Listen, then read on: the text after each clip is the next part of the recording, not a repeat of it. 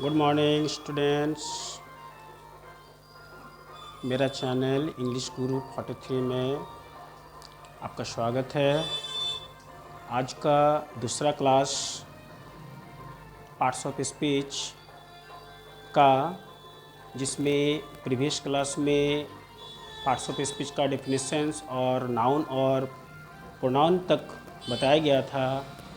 आज आपका आगे वर्ब से कंटिन्यू होगा। तो आज हम लोग वर्ब से शुरू करते हैं। वर्ब का डेफिनेशंस और विथ एग्जांपल आपको आज पार्ट्स ऑफ स्पीच हम लोग आगे बढ़ाते हैं।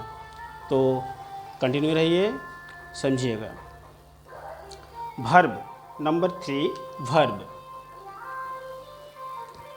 Number parts of speech.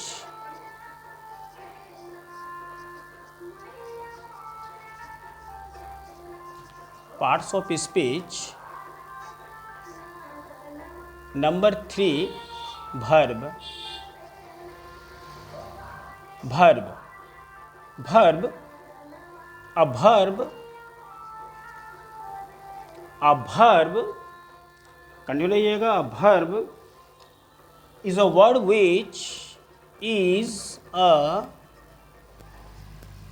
word which a verb is a word which shown as shown shown as action state or action state state or position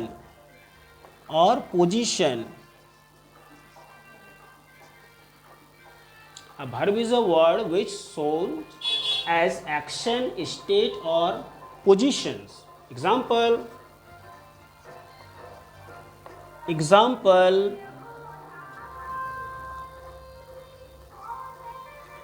play,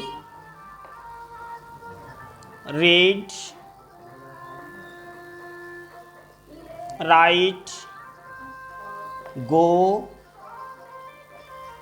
sleep, etc. The a verb is a word which shows as action, state or positions.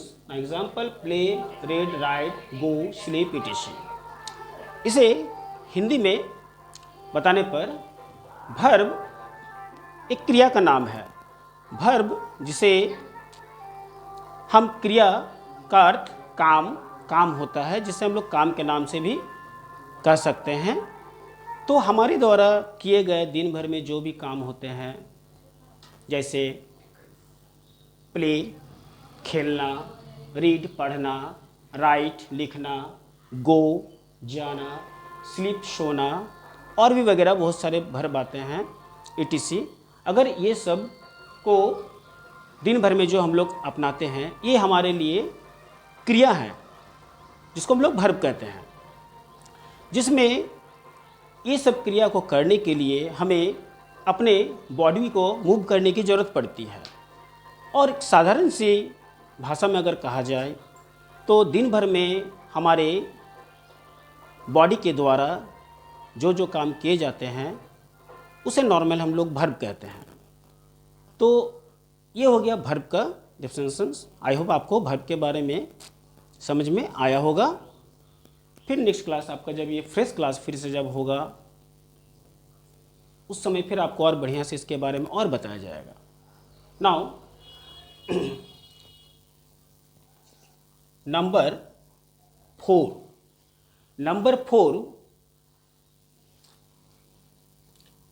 Adjective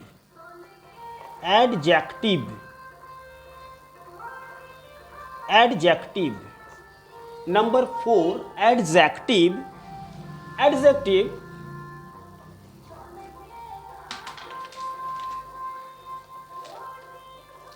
An adjective is a word that an adjective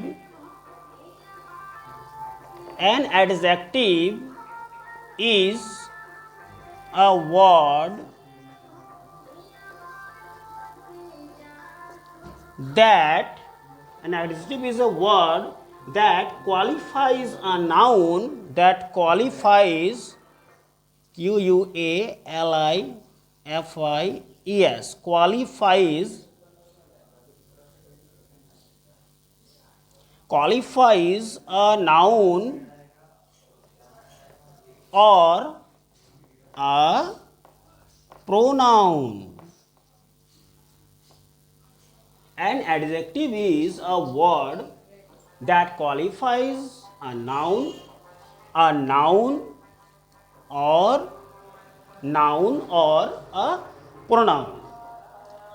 adjective, जिसको हम लोग हिंदी में विशेषण कहते हैं। विशेषण मतलब ऐसी वस्तु जिसके बारे में कुछ विशेषता, जिसका कुछ गुण या दोष बताया जाता है, उसे हम एडजेक्टिव कहते हैं। हिंदी में उसे हम विशेषण कहते हैं। विशेषता बतलाने वाले को विशेषण बोला जाता है, जिसे हम इंग्लिश में an adjective is a word that qualifies, qualifies means होता है विशेषता बतलाना, क्वालिफाइज अ नाउन और अ प्रोनाउन। नाउ जैसे example new, new, old, rich, poor, hot, hot, cold, good, bad, etc।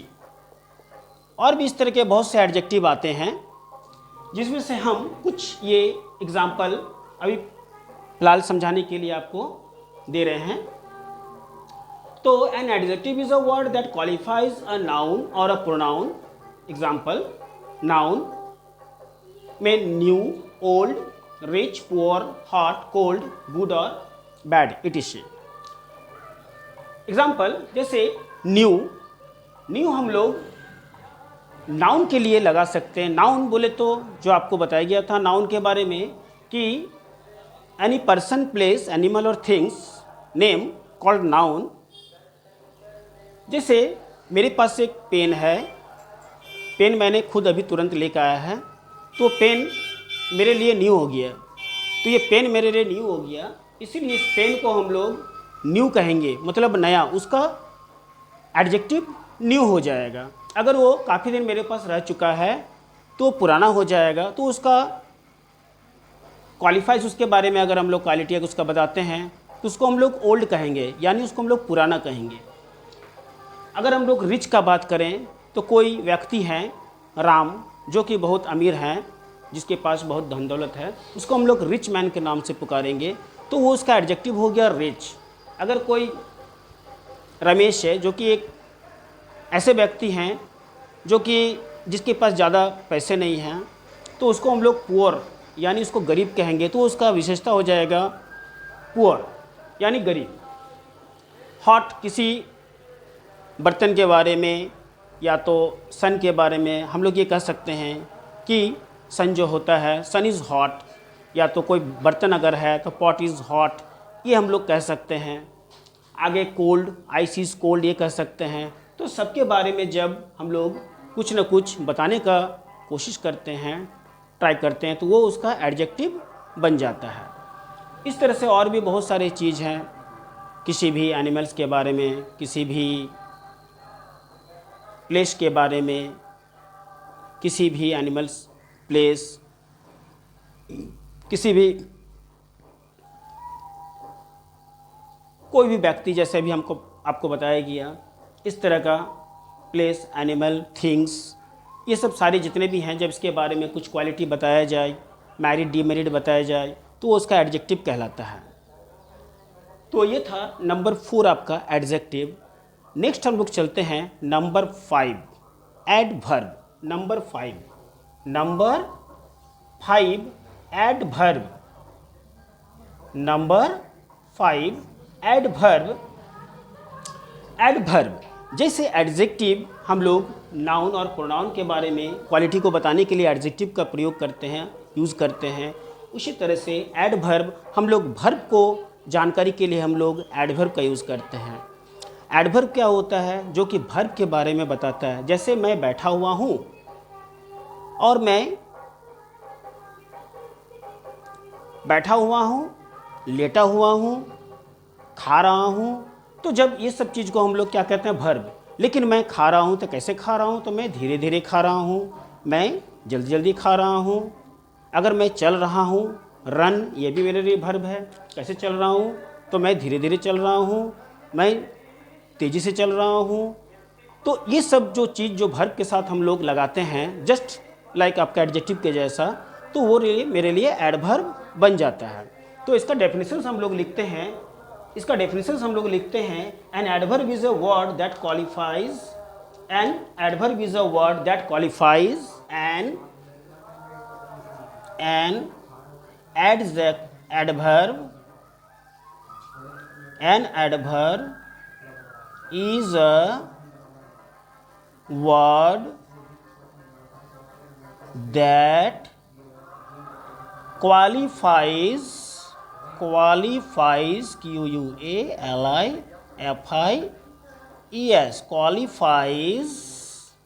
an adverb is a word that qualifies, an adverb is a word that qualifies a verb, an adjective, and a verb,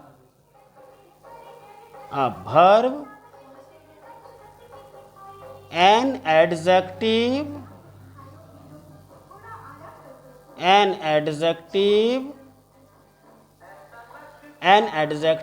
or an adverb is a word that qualifies a verb, an adjective, or another adverb, on another adverb, or another adverb. Now example,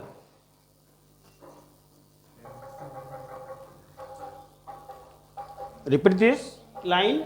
An adverb is a word that qualifies a verb, an adjective, or another adverb. Noun or pronoun, verb, adjective, another adverb. This is its difference. तो N adverb is a word मतलब कि adverb जो है एक ऐसा शब्द है that qualifies, जो कि विशेषता बतलाता है अ वर्ब, एन एडजेक्टिव और अनदर एडवर्ब, वर्ब, एडजेक्टिव और अनदर एडवर्ब के बारे में। एग्जाम्पल जैसे स्लोली, SLOWLY, स्लोली,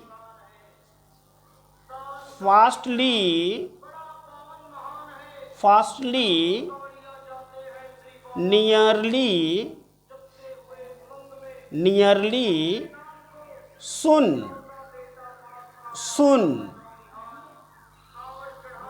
etc।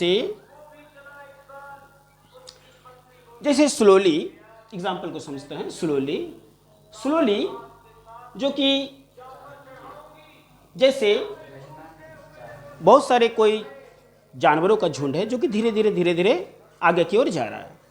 तो जो जाना हो गया, पैर से चल के वो जा रहा है, उस जाना को हम लोग वर्ब कहते हैं। और कैसे जा रहा है? तो धीरे धीरे जा रहा है। तो धीरे धीरे जो उसमें हम लोग ऐड कर रहे हैं वही हो गया एडवर्ब, उसके बारे में। तो कैसे जा रहा है? तो धीरे धीरे। तो स्लोली का मतलब हो गया धीरे धीरे। इसके बाद आ गया आपका फास्टली मतलब वही मवेशी अगर अचानक दौड़ने लगा, एक साथ बहुत सारा दौड़ के जा रहा है, उस समय उसको हम लोग बोलेंगे कैसे जा रहा है? तो कैसे जा रहा है? तो फास्टली मतलब तेज़ी से वो जा रहा है। हम लोग तेज़ी से और भी बहुत सारे चीज़ को ले सकते हैं, जस्ट लाइक जैसे ट्रेन ले सकते हैं, बस ले सकते हैं, ट्रक्स वगैरह ये सब चीज़ ले सकते हैं। द ट्रेन गोज़ क्विकली हम लोग बोलते हैं, the train goes fastly, the horse run fastly ये भी बोल सकते हैं, द लेपर्ड रन फास्टली। तो बहुत तरह का चीज़ है जिसको हम लोग इसमें ऐड करके अपना निकाल सकते हैं। जैसे जैसे नाउन होगा, नाउन के अनुसार आपका उस तरह का ये सेटिंग भी होता है। अब नियरली जो है ये कैसे लगा सकते हैं? नियरली में से होता है नज़दीक। अब नज़दीक मतलब कोई भी चीज़, जैसे my house is nearly that pond या तो that road, nearly that road, that pond. तो नियरली का मतलब होता है सामने, तो सामने से हम लोग लिख सकते हैं और भी बहुत सारी चीज़ है, जैसे the temple is situated nearly this road, ये भी कह सकते हैं। सुन का मतलब होता है जल्दी, जैसे ही केम सुन मतलब वो जल्दी आया। आई शैल कम सुन मतलब मैं जल्दी आऊँगा। तो जब इस तरह का हम लोग कुछ वर्ड को, सेंटेंस को हम लोग तैयार करने की कोशिश करते हैं, उसमें भी हम लोग इस तरह से सुन लगा के बनाते हैं, जिसका अर्थ होता है जल्दी। तो आज के लिए आपका 3, 4, 5 ये आपके लिए आज आई होप आपको समझ में आ गया होगा, क्लियर हो गया होगा। नेक्स्ट आपका एक पार्ट और है, पार्ट 3, तब जाके आपका पार्ट्स ऑफ स्पीच ख़त्म होगा। और इसको अगर बार बार रिपीट किया जाए, बार बार इसको अगर स्टडी किया जाए विथ एग्जाम्पल, तो पार्ट्स ऑफ स्पीच जब तक मैं इधर ख़त्म करूँगा तब तक आप लोगों को भी पूरी तरह से पार्ट्स ऑफ स्पीच समझ में आ जाएगा। तो आज के लिए इतना ही आपका क्लास।